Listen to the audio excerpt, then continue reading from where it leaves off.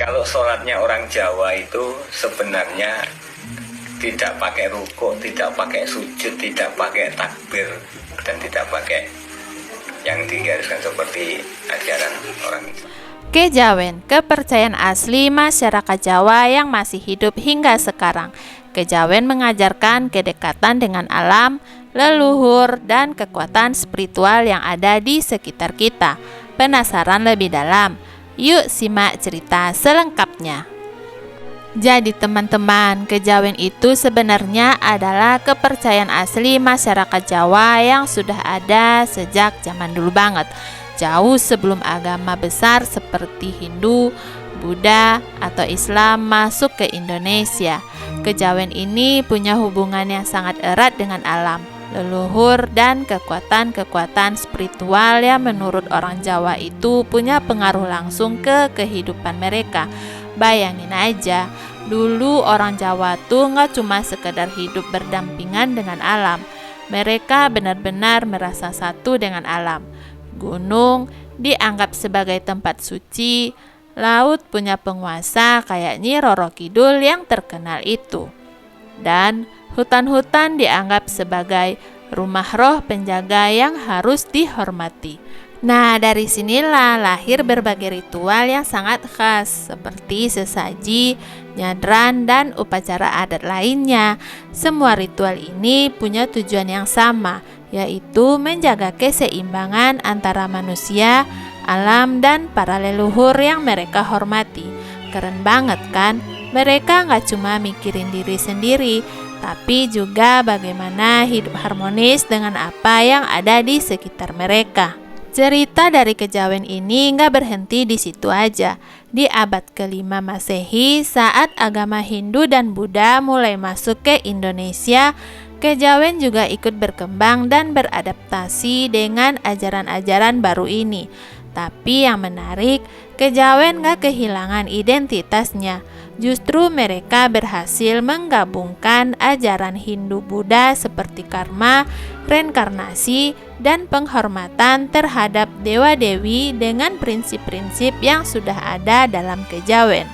Di kerajaan-kerajaan besar seperti Mataram kuno dan Majapahit, kejawen tetap hidup dan terus berkembang, meskipun pengaruh Hindu dan Buddha sangat kuat. Bahkan kejawen mengajarkan konsep manunggaling kaula Gusti, keyakinan bahwa manusia dan Tuhan itu bisa menyatu.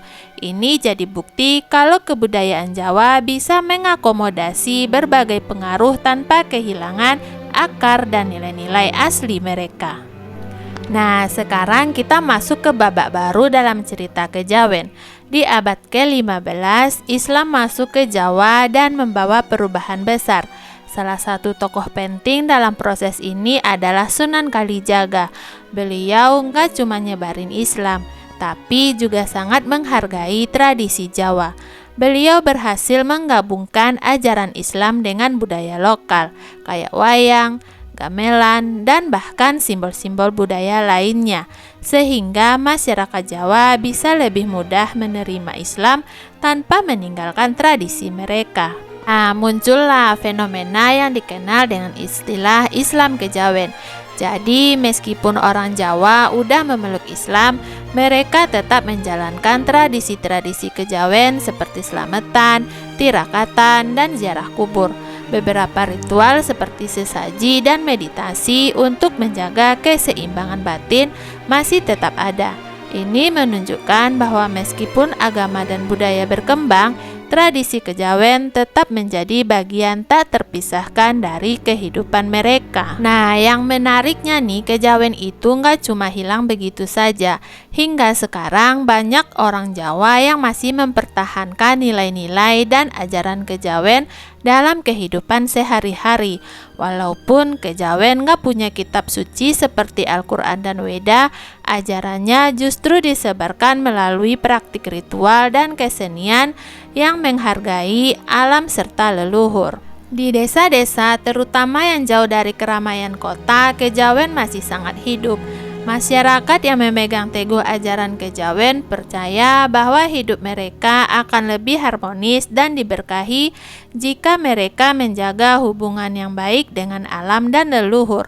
Jadi meskipun kejawen nggak diakui sebagai agama resmi di Indonesia, keberadaannya masih sangat kuat di kalangan masyarakat Jawa. Salah satu hal yang bikin kejawen menarik itu adalah ibadahnya yang sangat personal.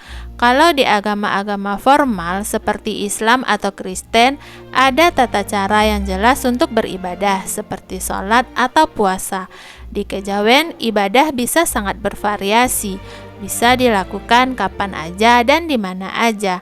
Misalnya meditasi, perenungan, atau sesaji bisa jadi bentuk ibadah yang dilakukan untuk menjaga kedamaian batin. Selain itu, kejawen gak begitu fokus pada surga atau neraka seperti di Islam, tapi lebih percaya pada konsep reinkarnasi, yaitu kehidupan setelah mati yang bisa jadi kelahiran kembali dalam bentuk lain atau roh yang tetap berhubungan dengan dunia ini.